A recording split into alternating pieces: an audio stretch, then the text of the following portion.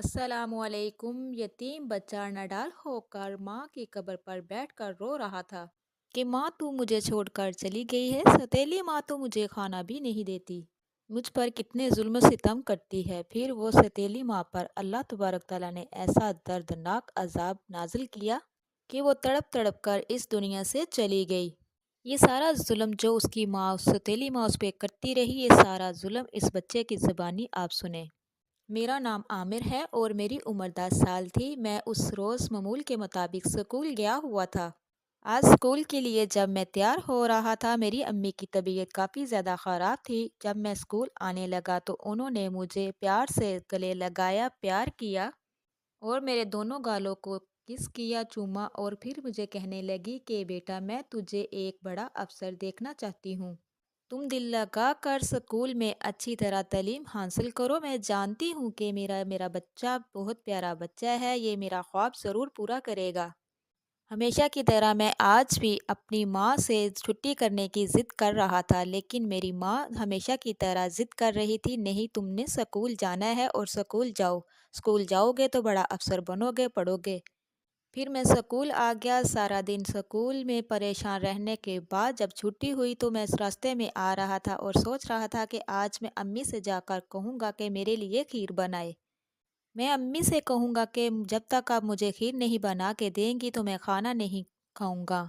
अम्मी से ज़िद करूँगा। उस रोज़ जब मैं स्कूल से वापस जा रहा था, अपनी गली में इंटर हुआ तो गली का मंजर देखकर मेरे होश उड़ चुके थे। मेरे दिल की धड़कन तेज़ हो रही थी। मेरे मेरे चेहरे पे पसीना आ रहा था। मैं घबरा गया क्योंकि पूरी गली में भीड़ थी और औरतों के रोने की आवाज़ आ रही थी।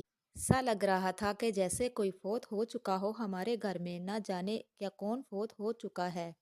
मैंने फटाफट से भागकर दौड़ लगाकर घर की तरफ गया तो जब सामने देखा अपने घर में तो औरतों की भीड़ जमा थी और सामने मेरी माँ की मैयत पड़ी हुई थी और मेरा बाप एक साइड पे होकर रो रहा था। जैसे ही मेरे बाप की नज़र मुझ पर पड़ी तो फटाफट से उठा और भागता हुआ रोता हुआ दौड़ कर आया और मुझे से सीने से लगा कर कहने लगा कि बेटा तुम्हारी माँ हमेशा हमेशा के लिए हमें छोड़कर चली गई है। ये अल्फाज सुनकर मुझे ऐसा लग रहा था जैसे मैं भी मर जाऊंगा। ये अल्फाज सुनते ही मुझ पर गशी तारी सी हो चुकी थी और मैं रो रहा था और बहुत ही परेशान था और अपनी माँ की बातों को याद करके रो रहा था। मेरी माँ सफ़ेद कफन में लिपटी हुई थी और मैं अपनी माँ का हाथ पकड़कर सिसकियाँ लेते हुए रो रहा था। माँ के साथ एक छोटी सी लाश और भी पड़ी हुई थी। मेरी माँ को बेटी हुई थी, न जाने क्या हुआ। उसके साथ ही मेरी बहन और मेरी माँ दोनों इस दुनिया से गुजर चुके थे, फौत हो चुके थे।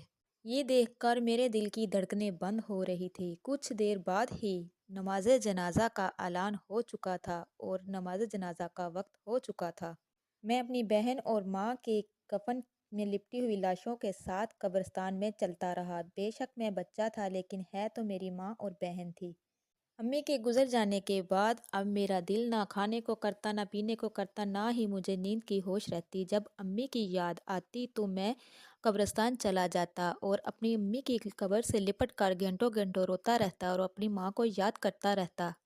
और फिर मेरे अब्बू वहाँ पहुँचते कब्रिस्तान में और मुझे पकड़ कर लेकर आते और मुझे समझाते, बेटा ये अल्लाह की रज़ा है, हम कुछ नहीं कर सकते, सिर्फ दुआ कर सकते हैं। जो इस दुनिया से एक दफ़ा चला जाता है वो वापस पलट कर नहीं आता। हमारी देखभाल हमारी फुप्पो करती थी। मेरी फुप्पो हमारे कब तक देखभाल कर सकती थी। मेरी फुप्पो का शोहर जो था वो बहुत ही गुस्से वाला था, खुश मजाज आदमी था। मेरी फुप्पो को जब 5 साल शादी को हो चुके थे, लेकिन उस आदमी ने एक दफ़ा भी हमारे घर रात रहने की इजाज़त ना दी। मेरी फुप्पो अब कब तक हमारी देखभाल कर सकती थी। फुप्पो का शौहर रोज़ाना फुप्पो को डांटता रहता और कहता चलो घर चलें। एक दिन फुप्पो मेरे अब्बू के पास आई और कहने लगी, देखो भाई कब तक आप ऐसे ही रोते रहोगे, ऐसे ही सिस्टम चलता रहेगा और कब तक मैं आपको रोटियां बना बना कर देती रहूंगी। देखो मैं अपना घर बर्बाद नहीं करना चाहती। आपको भी पता है कि आपका जो बहनोई है वो किस मिजाज का है। वो कहने लगी कि तुम भाई जान ऐसे करो कि तुम शादी कर लो, वो आपकी भी देखभाल करेगी और वक्त पे इसको आमर को भी स्कूल भेजा करेगी। तुम ऐसे करो कि तुम किसी से निकाह कर लो। जब मैंने ये पप्पो के मुंह से सुना तो मुझे बहुत रोना आया और मैं ये सोच रहा था कि अब्बू जान कभी भी ऐसा नहीं करेंगे। लेकिन मेरी सोच गलत थी। अब्बू पहले ही इस इंतज़ार में थे। अब्बू ने फ़ौरन फूफो को कहा कि तुम जाने से पहले कोई मेरे लिए रिश्ता देखो। भला मैं पहली बीवी को भूल तो नहीं सकता, लेकिन अब क्या करूं, मजबूरी है। मेरा भी बेटा है, मुझे भी काम पे जाना होता है और तुम भी अपने घर जाओ। चंद दिन बाद ही मेरे अब्बू के लिए एक लड़की का रिश्ता देखा गया और फिर अब्बू ने उससे निकाह कर लिया। जब ये निकाह करके वो घर आई तो मुझे अपनी माँ की बहुत ज़्यादा याद सता रही थी। मैं अपनी माँ की तस्वीर लेकर फूट फूट कर रो रहा था और फिर मैं अपनी माँ की कब्र पर जाकर बैठ गया और रोने लगा। जब सौतेली माँ घर में आई तो मैं हैरत भरी नज़रों से देख रहा था। जिस कमरे में मेरी अम्मी हुआ करती थी, अब उस कमरे में सौतेली माँ है। सौतेली माँ मेरी अम्मी से भी ज़्यादा खूबसूरत थी, लेकिन मेरी माँ जैसी नहीं। मुझसे ये सब कुछ देखकर बर्दाश्त नहीं हो रहा था। भले मेरी फूफो थी या मेरा अब्बू था, मुझे ये सब देखकर बहुत गुस्सा आ रहा था और मैं कुछ कर नहीं सकता था। उस कमरे में और भी रिश्तेदार और मोहल्ले वाले थे। फिर मेरे अब्बू ने सोने का हार मेरी माँ का निकाल कर उस सतीली माँ को दे दिया। मेरी फुफ्फो ने सोने का हार जो मेरी माँ का था, उस सतीली माँ को पहना दिया। अपनी माँ का ये सेट देखकर जैसे मुझे आग लग गई कि उसको क्यों पहनाया है। मैं जल्दी से आगे बढ़ा और सतीली माँ के गले से हार को खींच लिया। हार को खींच लेने से लगता था कि सतीली माँ के गर्दन पे जख्म हो चुका है। अब्बू ने ये सारा सिस्टम देखा कि मैंने हार खींच लिया। अब्बू आगे बढ़े। अब्बू ने ज़ोर से मेरे मुंह पर थप्पड़ मार दिया और कहने लगे, तुझे तमीज़ नहीं है कि बड़ों के साथ ऐसा सलूक किया जाता है। अब्बू मुझे बाहर ले गए कान से पकड़कर और बाहर जाके मेरी खूब क्लास ली। मुझे डांटा डिपटा और जहाँ एक हमारे घर में एक बाड़ा था, जैसे जहाँ मवाशी वगैरह रहा करते थे, अब्बू ने मुझे वहाँ बंद कर दिया और कहने लगे, तेरी अब यही सज़ा है, तू यहाँ ही रहेगा। अगर तुझे भूख लगेगी तो तू इनका चारा ही खाएगा। अगर तुझे नींद आएगी तो इसी ज़मीन पर इनके साथ ही सोएगा। तुझे बड़ों का लिहाज नहीं है, अदब नहीं है। जब अकल टकाने आ जाएंगी फिर देखेंगे। मेरे कपड़ों पे भूसा लग चुका था, मेरे कपड़े गंदे हो चुके थे। मैं कभी भैंसों की तरफ देखता, कभी अपनी तरफ देखता और अपनी माँ को याद करके रोता। अगर मेरी माँ मुझे इस हालत में देख लेती तो जीते जी ही मर जाती। मेरी माँ ने कभी भी मेरे कपड़ों पे मिट्टी नहीं लगने दी थी। मेरे अब्बू तो बहुत ज़्यादा खुश थे। लोगों से बातचीत करते हुए उनकी सारी आवाज़ मुझे आ रही थी, लेकिन मैं तड़प रहा था, रो रहा था, अपनी माँ को याद कर रहा था। ऊपर अंधेरा होना शुरू हो चुका था। मुझे अंधेरे से बहुत ज़्यादा डर लगता था। इतने में दरवाज़ा की खोलने की आवाज़ आई। जब मैंने देखा तो सामने मेरी सौतेली माँ थी और साथ मेरा अब्बू भी था। सौतेली माँ मुस्कुरा रही थी, चेहरे पे मुस्कुराहट सी थी और आंखों में गुस्सा था और बदले की आग लिए फिरती थी। अब्बू की तरफ देखा और कहने लगी, इतना छोटा बच्चा, छोड़ो, इसको कौन सी सज़ा देनी है, सज़ा नहीं देनी चाहिए।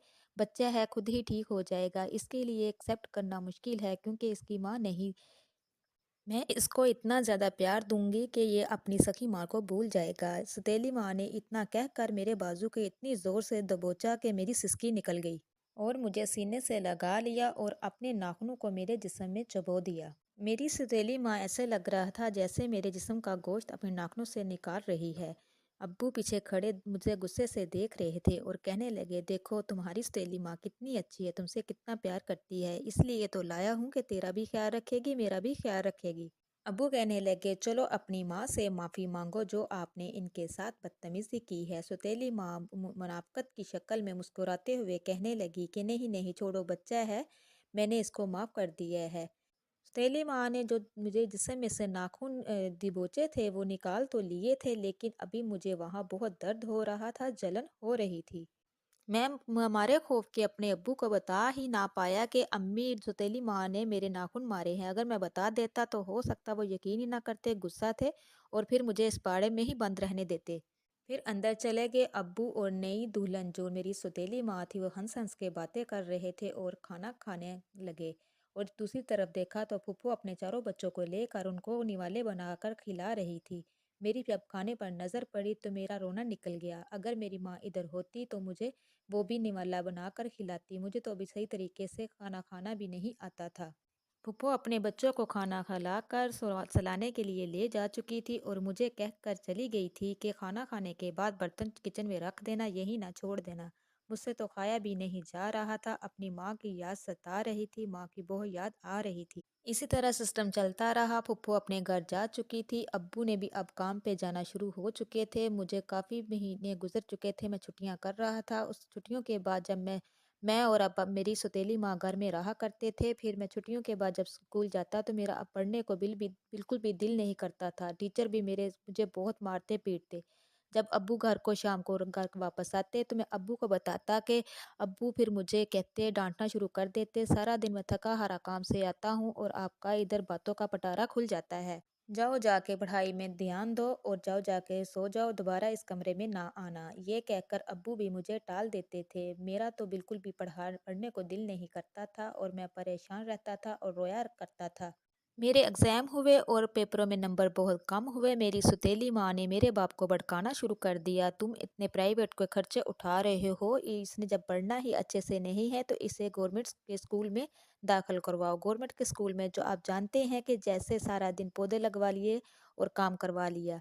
इसी तरह एक दिन मुझे बहुत बुखार चढ़ गया, मैं बुखार में मुब्तला रहा। मेरी सौतेली माँ ने ना मेरे बाप ने मुझे पूछा नहीं। रात को मेरी जब आँख खुली तो मैंने देखा कि किचन की तरफ से खुशबू आ रही है। जब मैं उठा तो देखा चावल चढ़ा रही थी माँ। माँ कढ़ाई में गोश्त डाल रही थी और एक तरफ खीर बनाकर रखी हुई थी, जो कि खीर मुझे बहुत पसंद है। मैं हर हफ्ते माँ को कहकर खीर बनवाया करता था और ये मेरी माँ को पता था कि मेरे बेटे को खीर बहुत पसंद है, वो मुझे बना कर दिया करती थी। मैंने बिना इजाज़त के चम्मच लिया और खीर खाना शुरू कर दी।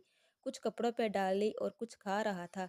जब मेरी सौतेली माँ ने देखा तो उसने गरम-गरम चमचा मुझे मुझे मुझ पर लगा दिया और मुझ पर चलाने लगी और ज़ोर से थप्पड़ दे मारा और चूल्हे पे बार-बार गरम चमचा करती और मेरे वजूद पे लगाती। मुझे दर्द बहुत ज़्यादा हो रहा था। मैं अब अपनी माँ से रो-रो कर माफ़िया माँगने लगा कि मुझे माफ़ कर दो। मैं उसके पाँव में गिर गया। उसने ठोकर देकर मार कर मुझे पीछे फेंक दिया और मुझे कहने लगी दफ़ा हो जाओ यहाँ से। कहने लगी अगर तूने अपने बाप से शिकायत की तो मैं तेरी बूटियाँ-बूटियाँ कर दूँगी जो तेरे बाप को भी नसीब नहीं होंगी। तेरा बाप मुकम्मल तौर पर मेरी मुट्ठी में आ चुका है। अगर तूने कोशिश की हमारे रिश्ता ख़राब करने की तो मैं तुझे जान से मार दूँगी। मैं कोई तेरी माँ नहीं हूँ, ना ही मुझे अपनी माँ समझना। मैं रोता हुआ अपने कमरे में आ गया। मेरे हाथों पे बड़े-बड़े छाले बन चुके थे। दर्द बहुत तंग कर रही थी। मैंने अब इनको पानी में भिगो दिया।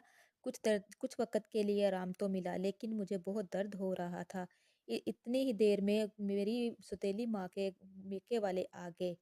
वो सब मिलकर हंस-हंस कर बैठे बातें करने लगे और उनके साथ कुछ छोटे बच्चे भी थे जो बहुत खूबसूरत लिबास में थे। मेरे खिलौनों से खेलने लगे, मुझे चिढ़ाने लगे। मैं अपने घर में अपना होकर भी पराया लग रहा था। थोड़ी देर बाद सब ने मिलकर खाना खाया, जो उनका जूठा खाना था, बचा हुआ खाना था। मेरी माँ ने तंज़िया मुस्कुराते हुए कहा, "ये खा ले, तुझे भूख लगी है।" जब वो जा चुके थे अब्बू घर वापस आए तो जब अब्बू की नज़र मेरे हाथों पर पड़ी तो अब्बू तड़प कर रह गए और कहने लगे कि क्या हुआ। मैं अब्बू के गले लग कर रोता रहा। अब्बू ने मेरी माँ नजमा को आवाज़ दी कि इसको क्या हुआ तो फिर वो सोचने लगी अब मैं क्या जवाब दूँ। उसने कहा कि ये इसको खीर बहुत पसंद है, चूल्हे पे खीर चढ़ाई हुई थी, इसने गरम गरम चूल्हे पे हाथ मारा और इसकी वजह से आपके बेटे के दोनों हाथ जल चुके हैं। अब्बू को चैन ना आया। अब्बू डॉक्टर के पास मुझे ले गए और डॉक्टर ने साफ करके पट्टियाँ की, दवा लगाई। लेकिन जब भी मुझे वो वक़्त याद आता है तो मेरी रूह काँप कर रह जाती है। मेरी सौतेली माँ ने मुझे एक पल के लिए भी अब्बू के साथ अकेला ना छोड़ा और पट्टी कराने के लिए भी हमारे साथ साथ ही गई थी। झूठा प्यार निछावर कर रही थी अब्बू के सामने। जब गाड़ी कब्रिस्तान के पास से गुजरी तो मुझे अपनी अम्मी की खुशबू आने लगी। मैंने अब्बू को कहा कि अब्बू मुझे अम्मी से मिलना है। अब्बू ने कब्रिस्तान की तरफ गाड़ी मोड़ी और मैं भागकर फौरन अम्मी की कब्र पर आ गया। ऐसे लग रहा था जैसे मेरी माँ बाहें फैलाकर मेरा इंतज़ार कर रही है और अम्मी की कब्र से लिपट कर अपनी पट्टी किए हुए हाथों को मरम पट्टी की हुई बाजुओं को कब्र के साथ लिपटा दिया। कब्र के साथ लिपट कर रोने लगा और कहने लगा अम्मी देख मेरे हाथ चल चुके हैं। अम्मी तू मुझे कभी गर्म हवा नहीं लगने देती थी। मैं रो रो के अपना सारा दुख अपनी माँ को सुना रहा था। इतने में मेरे बाप ने मुझे कब्र के से खींचा और मेरे बाप की आंखों में भी आंसू आ चुके थे। साथ ही मेरी सौतेली माँ का ड्रामा शुरू हो चुका था। कहने लगी कि मुझे चक्कर आ रहे हैं, मुझे बहुत मेरी तबीयत ख़राब हो रही, चलो घर चले। जो मेरे बाप के दिल में थोड़ा सा साथ जागा था वो भी ख़त्म हो गया। मुझे गाड़ी में खींच कर ले गए और वापस चले गए। एक दिन ऐसे ही स्कूल में पार्टी थी तो सब बच्चों ने अपने घर से पैसे लेके आने थे या खाना बना के लेके आना था। मैंने बाप से कहा मुझे 100 रुपया चाहिए, तो वो सौतेली माँ पास ही खड़ी थी जो एक पल के लिए भी मुझे अब्बू के साथ नहीं रहने देती थी। कहने लगी, खाना क्या करना है, मैं पैसे क्या करने हैं, मैं तुझे खुद का खाना बना के दूंगी। जब सुबह हुई तो मैंने माँ को कहा, माँ मुझे मेरा लंच बना दे, मैंने स्कूल लेके जाना। तो उसने डांटने डिपते हुए मुझे कहा कि मैं तेरी नौकर लगी हुई हूँ। इसी तरह स्कूल में जब मैं आया तो स्कूल के सब बच्चों के पास पैसे थे और खाना था। जब मेरे दोस्त खाना खाने लगे, उनको पता चला कि मैं कुछ नहीं लेके आया, तो उन्होंने खुद टोली बनाकर खा लिया। मुझे बहुत नदामत हुई, बहुत शर्मिंदा हुआ और अपनी माँ को याद करके रोने लगा, सिसकियाँ भरने लगा। मेरी माँ कहा करती थी कि अल्लाह हमसे 70 माँओं से ज़्यादा प्यार करता है। उस दिन बहुत गुस्से में था। मैंने आह भरी और अल्लाह से कहा, अल्लाह इस औरत पर ऐसा अज़ाब नाज़िल कीजिए, अपने गुनाहों की माफ़िया माँगे। मैं ऐसे रोता हुआ दिल में बद्दुआएँ दे रहा था। मुझे रहते हुए एक टीचर वहाँ से गुज़री, उसने मुझे लंच में खाना खिलाया और साथ चॉकलेट दे दिए। मैं घर आ गया, घर चॉकलेट खा रहा था। सहेली माँ मेरे कमरे में आई, कहने लगी, इतने महंगे चॉकलेट कहाँ से लिए हैं? मैंने कहा मुझे टीचर ने दिए हैं।